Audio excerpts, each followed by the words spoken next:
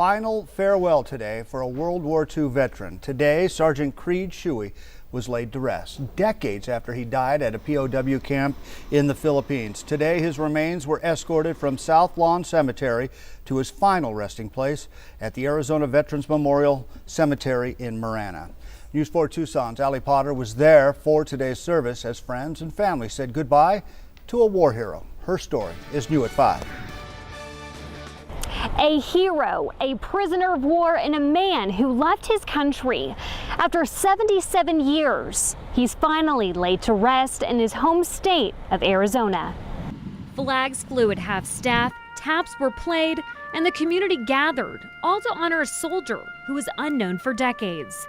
Sergeant Creed Shuey fought in World War II and died in a prison of war camp in the Philippines. His remains arrived in southern Arizona on Tuesday, and on Thursday, he was laid to rest. Well, it means a lot. I mean that, we know where he's at now. Sergeant Shuey doesn't have many living family members, but his loved ones who were there say they have mixed emotions. I'm so happy I'm here to see this honor for him. He deserves every bit that he got.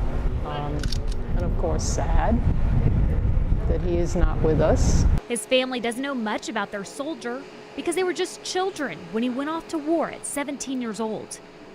According to prison and historical records, Shuey died on September 27, 1942, and was buried along with fellow prisoners. Diane was just a little girl when her uncle went off to war. She's waited for this day to come and says if your loved one never came home, hang in there. You just have to keep the faith, and that eventually, hopefully, you will have some closure. Sergeant Shuey is now buried next to other men and women who sacrificed their lives for our freedom. Reporting in Marana, Ali Potter, News 4 Tucson.